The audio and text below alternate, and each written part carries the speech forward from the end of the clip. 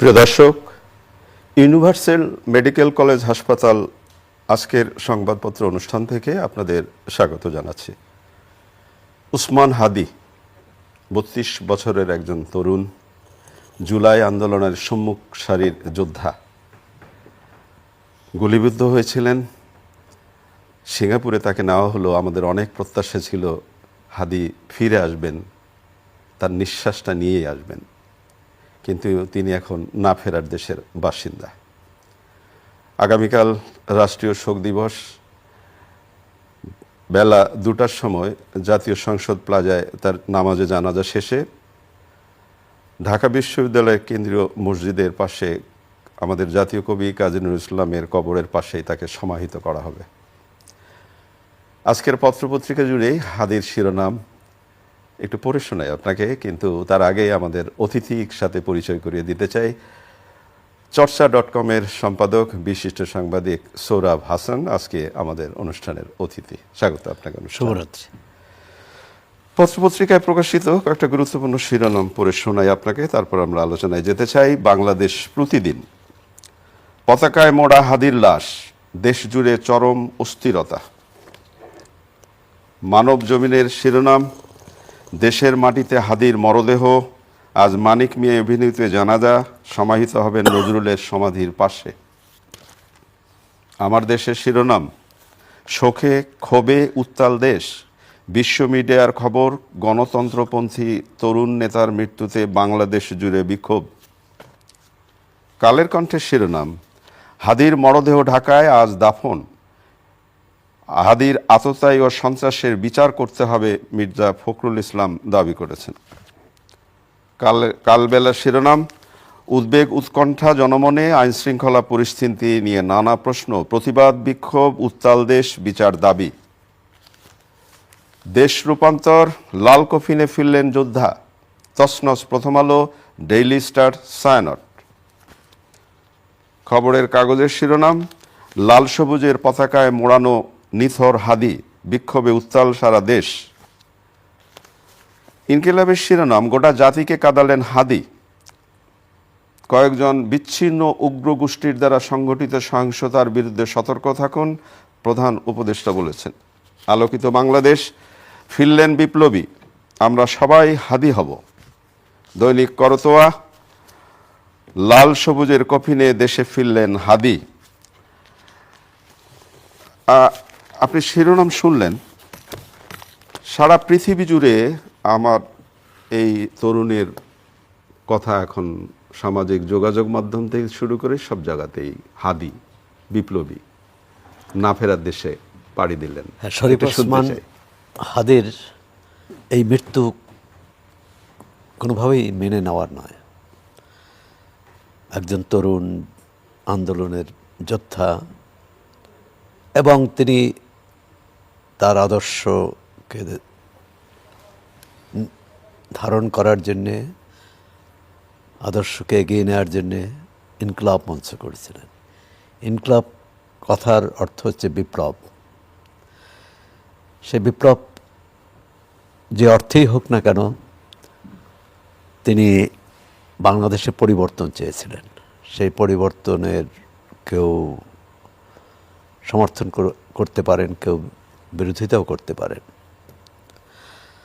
কিন্তু তাকে এজন্য জীবন দিতে হবে। এবং তিনি ঢাকা ৮ নির্বাচনী এলাকায় আসনের প্রার্থিতা ঘোষণা করেছিলেন যে তিনি স্বতন্ত্র প্রার্থী হিসেবে লড়বেন।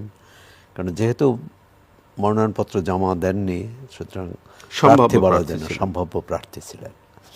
কারা তাকে হত্যা করলো, কি কারণে হত্যা করলো, এটি খুঁজে বের করার সরকারের দায়িত্ব। যে যুবক, মানে প্রধান সন্দেহভাজন যে ব্যক্তি, তিনি বেশ কিছুদিন তার সঙ্গে নির্বাচনী প্রচারে অংশ নিয়েছেন, আর সেটি এক ধরনের ধুলো দেওয়া, চোখে ধুলো দেওয়া। কিন্তু এই ব্যক্তি অস্ত্রসহ গ্রেপ্তার হয়েছিলেন এবং জামিন পেলেন কি করে, যেখানে রাজনৈতিক নেতা, সাংবাদিক, অন্যান্য পেশাজীবী মানুষ জামিন পান না, তিনি জামিন পেয়ে গেলেন। জামিন পেয়ে তাহলে সুতরাং এই জামিন কিভাবে পেলেন সেটা একটি বিষয়। সেখানে পুলিশ তদন্ত কি বলেছিল, তদন্তের উপর আদালত জামিন দিয়েছেন। এই দুঃখজনক ঘটনা, মর্মাহত ঘটনা, সারা দেশকে নাড়িয়ে দিয়েছে এবং এই শোক শক্তিতেই রূপান্তরিত হওয়ার কথা, কিন্তু শোককে কেন্দ্র করে, এই ঘটনাকে কেন্দ্র করে পরবর্তীকালে যে ঘটনাগুলো ঘটল, এবং প্রথম আলো, ডেইলি স্টার ভবন তছনছ হয়ে গেছে, আগুনে পুড়িয়ে দেওয়া হয়েছে, ছায়ানট ভবনেও আগুন দেওয়া হয়েছে, উদীচীতে আগুন দেওয়া হয়েছে, উদীচী কার্যালয়ে আগুন দেওয়া হয়েছে। ইনকলাব মঞ্চ থেকে কিন্তু বলা হয়েছে যে তাদের কেউ এই সন্ত্রাসী কর্মকাণ্ডে যুক্ত নয়। এনসিপির পক্ষ থেকেও নাহিদ ইসলাম বলেছেন যে তারা এর সাথে জড়িত নয়, এবং নাহিদ ইসলাম তো আপনাকে কি একটা ছোট্ট করে আমি একটা প্রশ্ন করতে পারি? যেমন ধরেন মানে উসমান হাদির মৃত্যু সংবাদ পৌঁছার সাথে সাথেই শাহবাগ অভিমুখে তার যোদ্ধারা গেলেন, কিন্তু একই সঙ্গে একদল মানুষ, এই যে আপনি পত্রিকার কথা বললেন, প্রথম আলো, ডেইলি স্টার, ছায়ানট, সেদিকে হামলা করার জন্য গেলেন। তাহলে এই কেন প্রচার মাধ্যমের প্রতি তাদের এত ক্ষোভ? না, প্রচার মাধ্যম না। প্রথমত যে কোনো নাগরিকত্ব আইন নিজের হাতে তুলে নিতে পারে না, সেটা প্রচার মাধ্যম না হয়ে ওটা যদি অন্য কোনো স্থাপনা হতো, সরকারি বা বেসরকারি। কথা হচ্ছে যে বিচার, হাদির হত্যাকাণ্ড জঘন্য, ন্যাক্কারজনক ঘটনা। এই অপরাধের সর্বোচ্চ শাস্তি হোক অপরাধীদের, সেটি আমরা চাই। সরকার তদন্ত করেছে, কিন্তু সরকার তার নিরাপত্তায় যথেষ্ট ব্যবস্থা নিতে পেরেছে কিনা।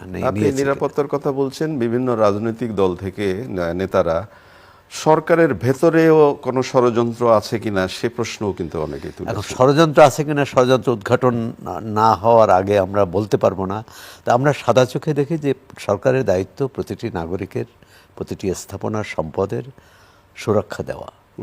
এখন সেখানে সরকারের কোথায় ভুল আছে? যেমন প্রধান উপদেষ্টার প্রেস সচিব, তিনি একটা আকুতি জানিয়েছেন। তিনি তার ফেসবুক স্ট্যাটাসে বলেছেন যে আমি অনেকের কাছে, যখন প্রথম আলো, ডেইলি স্টারের সাংবাদিক বন্ধুরা তার কাছে আক্রান্ত হলেন এবং তার কাছে সাহায্য চাইলেন, আকুতি জানালেন তাদের নিরাপত্তার জন্য, তিনি বিভিন্ন কর্তৃপক্ষের কাছে জানিয়েছেন, কোনো সাড়া পাননি। এবং তারা কখন সাড়া পেলেন?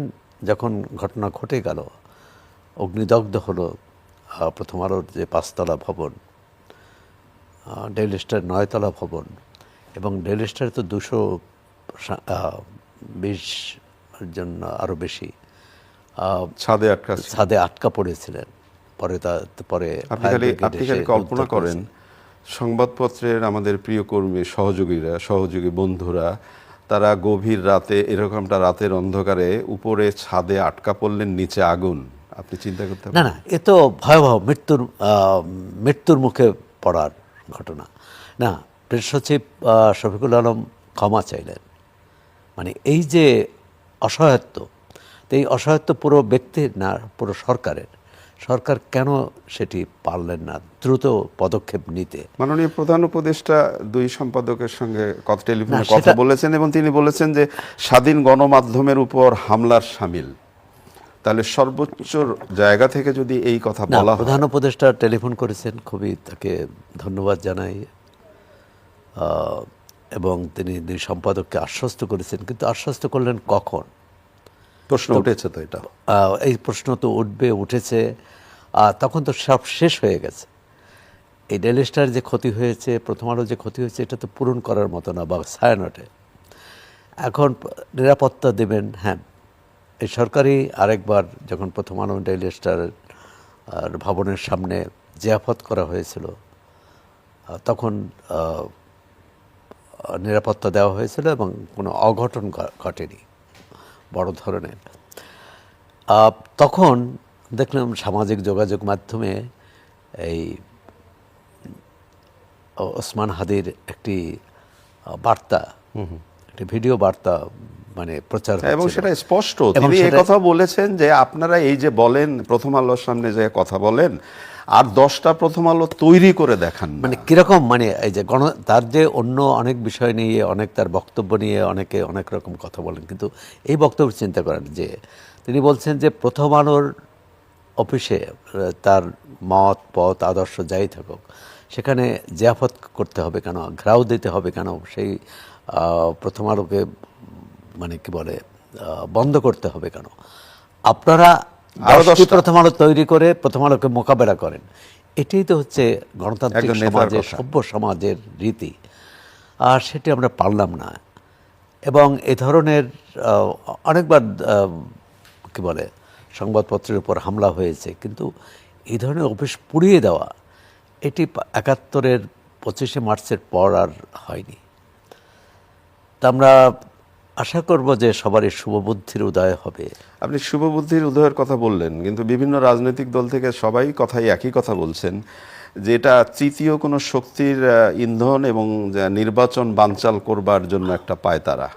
তৃতীয় শক্তিটাকে না এখন কিন্তু কোনোটাই তো আমরা মানে আমরা আগাম বলতে পারবো না যে কোন উদ্দেশ্যটা কি।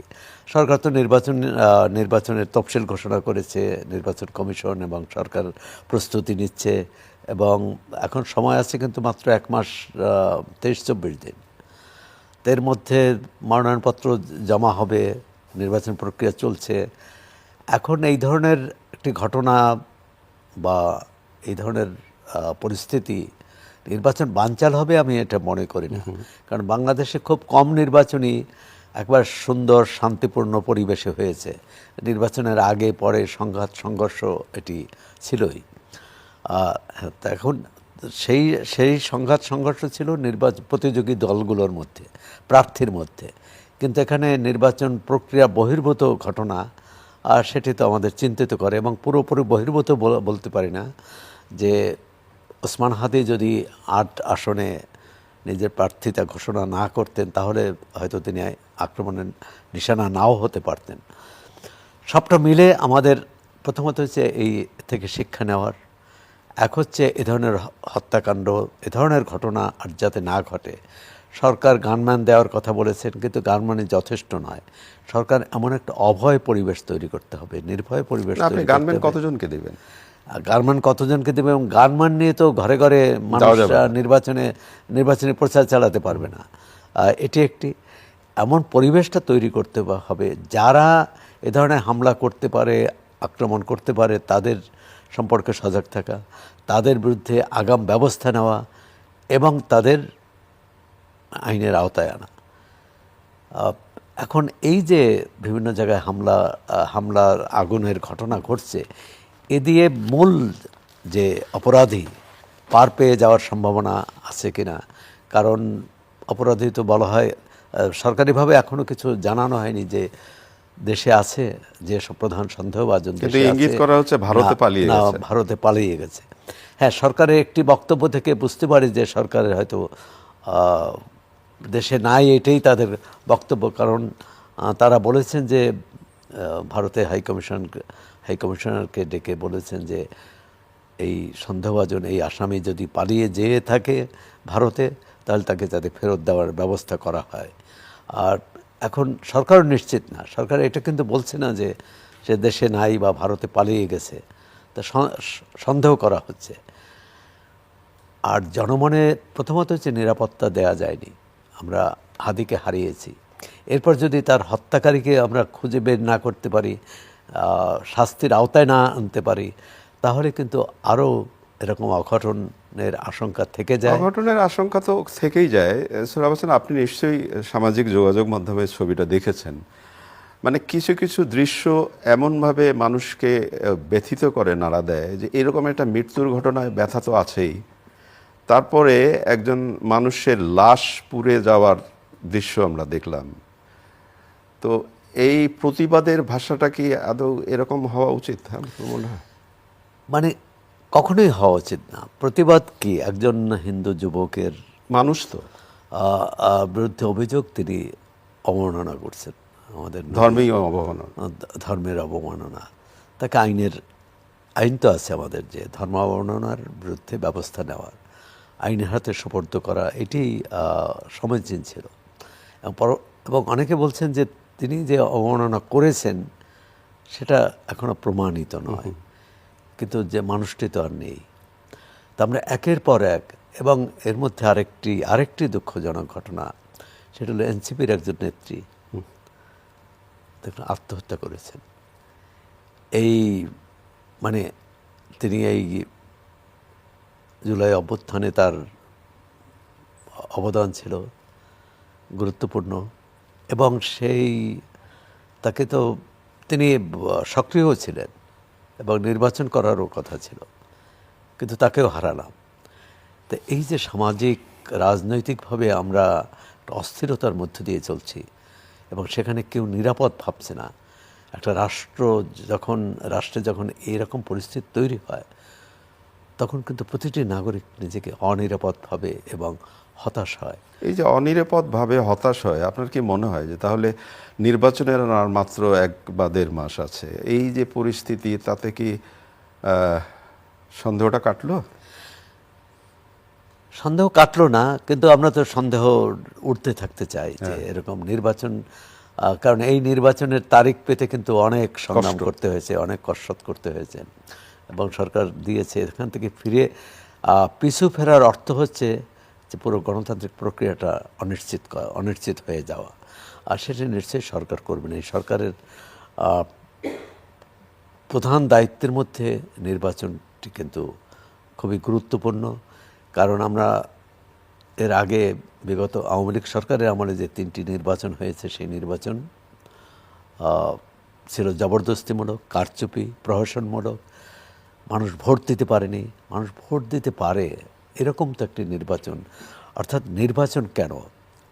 এই রাষ্ট্রের মালিক তো জনগণ, তো জনগণের মালিকানা নির্ধারণ হবে কী করে? তার ভোটের মাধ্যমে। আর সেই ভোটাধিকারী যদি না থাকে, বা সেটা যদি আবার পিছিয়ে যায়, তাহলে সেটা কিন্তু খুবই দুর্ভাগ্যজনক হবে। শুধু দেশের জন্য, শুধু সরকারের জন্য নয়, দেশের জন্য। আমরা আশা করি যে সরকার সেই ঝুঁকি নেবে না, এবং সেদিকে হয়তো চিন্তাও করছে না। কিন্তু তার আগে নির্বাচনে যে পরিবেশ, এরকম হামলার পুনরাবৃত্তি আর না ঘটে। হাদিকে রাষ্ট্রীয়ভাবেই সম্মান জানানো হয়েছে, জাতীয় শোক দিবস ঘোষণা করা হয়েছে, এবং জাতীয় সংসদ দক্ষিণ প্লাজায় সাধারণত যারা জনপ্রতিনিধি বা সাবেক কোনো খুবই গুরুত্বপূর্ণ রাষ্ট্রীয় পর্যায়ের ব্যক্তি, তাদের ক্ষেত্রে এরকম হয়। তো সেক্ষেত্রেও রাষ্ট্রের পক্ষ থেকে, সরকারের পক্ষ থেকে তাকে সম্মান দেওয়া হয়েছে। কিন্তু এই হাদিকে তো আমরা আর ফিরে পাবো না, কিন্তু তার পরিবারের দায়িত্ব সরকার নিয়েছে। এটি একটি ইতিবাচক ঘটনাই বলবো, এবং একই সঙ্গে আশা করব যে পরিস্থিতি স্বাভাবিক হবে, শান্ত থাকবে, এই অস্থিতিশীলতা কেটে যাবে। না হলে এই যে আপনি তৃতীয় শক্তির কথা বলছেন, তৃতীয় শক্তি কেন, পেশাদার সন্ত্রাসীও অথবা সমাজবিরোধী ব্যক্তিরাও তো এর সুযোগটা নিতে চাইবে। এবং তারা একটা বলে না যে যখন ঘর পড়ে তখন আলো পড়ার ব্যবস্থা করে অনেকে। তো এটি যাতে না হয়, একটা সুন্দর পরিবেশ চাই। আজকে আর কোনো হাতিকে আমরা হারাতে চাই না, কারণ প্রতিটি মানুষের জীবন অতি মূল্যবান, অনেক অনেক অনেক মূল্যবান। একটু অন্য আলোচনায় আসতে চাই। তারেক রহমান দেশে ফিরছেন, এবং বেশ জোরে সোরেই আয়োজন হচ্ছে, এবং বলা হচ্ছে যে স্মরণকালের সবচেয়ে বড় জমায়েত হবে তার ফেরার দিনকে কেন্দ্র করে। না, দল তো চাইবেই তারেক রহমান 17 বছর পর দেশে ফিরছেন, তাকে দলের পক্ষ থেকে বড় আকারের সংবর্ধনা দেবে, এবং সেটি স্মরণীয়, মানে কি, তবে স্মরণীয় হওয়াটা তার দেশে ফিরে আসাটা নয়, দেশে ফিরে যে উদ্দেশ্যে তিনি ফিরে আসছেন, অর্থাৎ গণতন্ত্র পুনর্নির্মাণ, মানে নির্বাচনী প্রক্রিয়ার মধ্য দিয়ে গণতন্ত্র সংহত করা, গণতন্ত্রকে এগিয়ে নেওয়া, সেই কাজটি আগামী নির্বাচনে যদি বিএনপি জয়ী হয়, সেই গণতান্ত্রিক ব্যবস্থা কতটা সংহত হবে, কতটা টেকসই হবে, এবং সেখানে মানুষের নিরাপত্তা, তার জীবন জীবিকা কতটা নিশ্চিত হবে, সেটাই হবে স্মরণীয় ঘটনা। তবে সবার বক্তব্য, বিশেষ করে সাধারণ মানুষের বক্তব্য, জাতীয় পর্যায়ের নেতৃবৃন্দের বক্তব্য থেকে এটা আশা করা যাচ্ছে বা সবাই বলছেন যে তারেক রহমানের ফেরাটা খুবই জরুরি, এবং তিনি এলে নিশ্চয়ই একটা অন্য রকমের পরিবেশ হয়তো রাজনীতি পাবে বা দেশ পাবে। না, সেটা তো প্রত্যাশা, কিন্তু একই সঙ্গে চ্যালেঞ্জটাও বড়। কারণ বিএনপির মতো দল, বিরাট দল, বহু নেতাকর্মী, তাদেরকে সামাল দেওয়াও কিন্তু কঠিন। এই যে প্রার্থী তালিকায় প্রাথমিকভাবে প্রার্থী তালিকা ঘোষণার পর তো আমরা দেখলাম যে অনেক জায়গায় বিক্ষোভ হয়েছে, অনেক জায়গায় সড়ক অবরোধ হয়েছে। আর নারায়ণগঞ্জে একজন প্রার্থী নিজের নিরাপত্তার কথা বলে প্রার্থিতা প্রত্যাহার করেছেন, মানে তিনি প্রার্থী হবেন না বলেছেন। এটাও কিন্তু দলের জন্য একটা চ্যালেঞ্জ। আর এতদিন তারেক রহমান ভারপ্রাপ্ত চেয়ারম্যান হিসেবে বাইরে থেকে দল পরিচালনা করেছেন। এখন কিন্তু তাকে সরাসরি নেতাকর্মীদের কাছে, জনগণের কাছে যেতে হবে, মুখোমুখি হতে হবে। সেখানে আমি মনে করি তার দায়িত্বটা আরও বাড়ল, এবং সংবর্ধনা কত বড় হয় তার চেয়েও হলো এই সংবর্ধনার মধ্য দিয়ে মানুষের মধ্যে যে প্রত্যাশা, তার 17 বছর ফিরে আসা, তার প্রতি যে প্রত্যাশা, সেই প্রত্যাশা পূরণ করার জন্যে তার হয়তো সদিচ্ছা থাকবে, আছে, আশা করি আমরা আছে এটা ধরে নেই। কিন্তু তার নেতাকর্মীরা, তার দলের, তার সহযোদ্ধারা কতটা সেই ইচ্ছা পূরণের সক্রিয় থাকবেন, কতটা তারা সেটা ইতিবাচক ভূমিকা রাখবেন, তার উপরে কিন্তু আমাদের শুধু বিএনপির রাজনীতির গতিবিধি নির্ভর করে না, আমাদের গণতন্ত্রের গতিবিধিও নির্ভর করবে। আপনাকে অসংখ্য ধন্যবাদ। প্রিয় দর্শক, আমরা যে বিষয়গুলো নিয়ে কথা বললাম আপনারা সে শুনলেন। হাদির কথা উঠল। হাদি কি টকবগে একজন তরুণ, 32 বছর বয়স, তাকে আমরা হারালাম। জুলাই আন্দোলনের সম্মুখ সারির যোদ্ধা। এই যে তাকে আমরা হারালাম, অন্ততপক্ষে তাকে যারা হত্যা করেছে সেই হত্যাকারীর সন্ধান বা তার তো শাস্তিটা অবশ্যই প্রাপ্য। সেই শাস্তিটা কি হবে? ভালো থাকবেন। আগামীকাল নিশ্চয়ই এই সময় আবার কথা হবে। খোদা হাফেজ।